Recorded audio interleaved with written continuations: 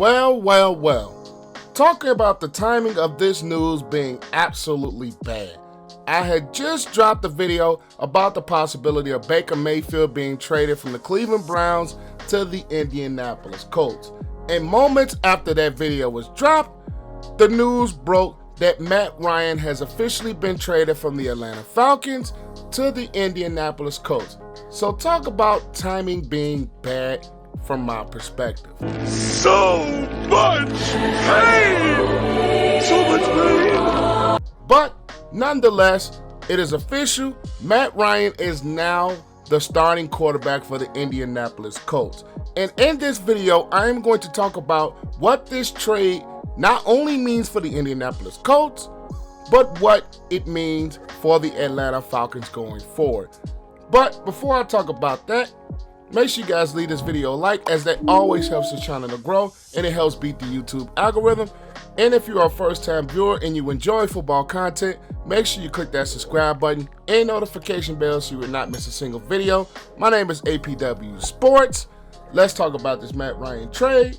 So without further ado, let's dive into it.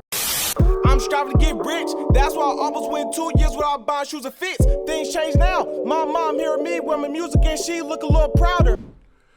The full trade details is that the Colts get Matt Ryan and the Falcons get a second-round pick. Now, a second-round pick doesn't seem like a lot, but when you add to the fact that the Falcons will have a dead cap hit of $40.52 million for trading Matt Ryan, which is the largest in NFL history by nearly $7 million, you understand why so little was given up to get Matt Ryan, because the Falcons are going to eat a lot of that dead money. And speaking of this trade from the Atlanta Falcons perspective, this trade puts them fully in a rebuild mode. You do not have Matt Ryan no longer. They traded Julio Jones last season. Calvin Ridley is suspended for this season. So this Falcons team is going to be in a full rebuild and having a new quarterback, even though you have Kyle Pitts at the tight end position and you just re-signed Cordell Patterson. This football team just went a step closer to a full-blown rebuild. Now, it's interesting to see where this Falcons team is going to go in the direction of quarterback. Like I said before in this channel, this quarterback class in this draft is not really much to be sweating over. There's not really be much to be glossing over. You have Kenny Pickett, Malik Willis, and I think those are the only two quarterbacks that can go in the first round. And I don't see either of those two guys as potential franchise changers. So what direction do the Falcons go from here if they want to compete, or do they want to fully go into a rebuild? You still have Jimmy G on the market, and you still have Baker Mayfield on the market if this Falcons team wants themselves to win now. But the direction I think they're going to go is a quarterback class because of all of the dead money that they're going to eat because of this trade.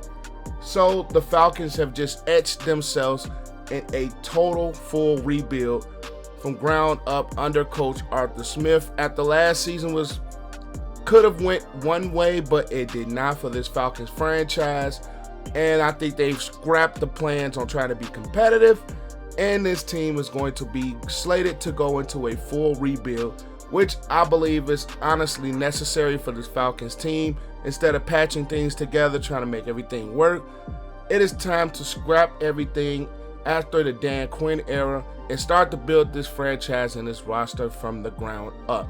So even though this trade, you do not have the cap flexibility because of the dead money, you do get rid of that contract and Matt Ryan for next year, and you can start to build this roster from ground up.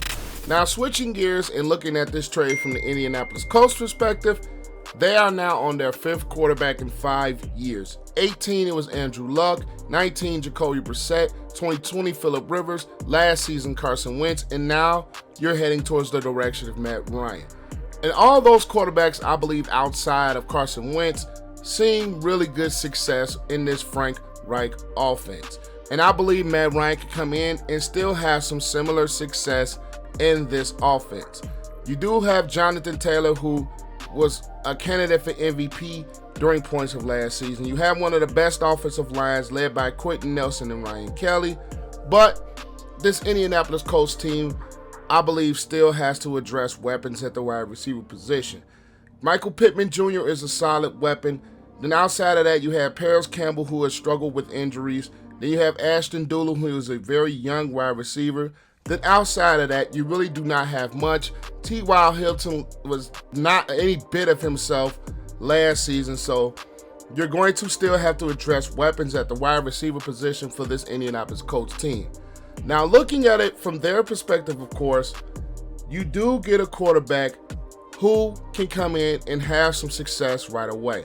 With this Tennessee Titans team, with the AFC South, the trade for Matt Ryan puts them right back in contention because Carson Wentz was not the guy for the Indianapolis Colts due to his injury history and his very inconsistent play.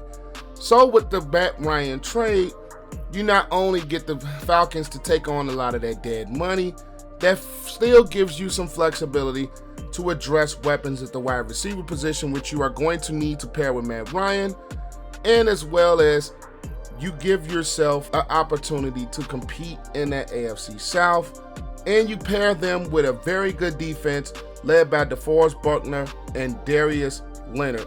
And they also acquired Yannick Ngakoue this offseason.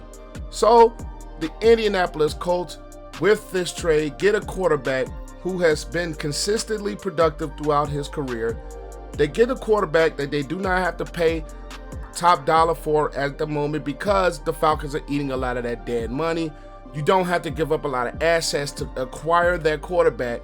So that still leaves you to wiggle room to either address the wide receiver position via draft or via a separate trade or free agency. So looking at this trade from the Indianapolis Colts perspective, it is a win-win in either direction. Because Matt Ryan is still productive, he's still a very good quarterback at this point of his career. He can keep the Indianapolis Colts competitive in that AFC South along with the Tennessee Titans.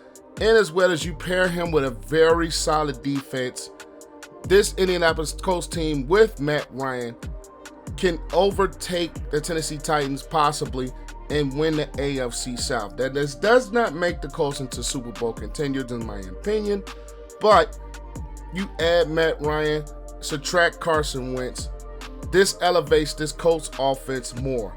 But like I said before, the wide receiver position is a need that they are still going to have to address. They do bring back Mo Alley Cox, and they still have, I believe, one of the best, if not the best, offensive lines in football with Quentin Nelson on the interior along with Ryan Kelly. So to grade this trade, the Falcons, they go into a much needed rebuild. So I give them, I believe, a B, even though they take on that dead money. And from the Colts perspective, you get an A because you do not have to give up a lot of assets, and you get the Falcons to hold on to that dead cap hit.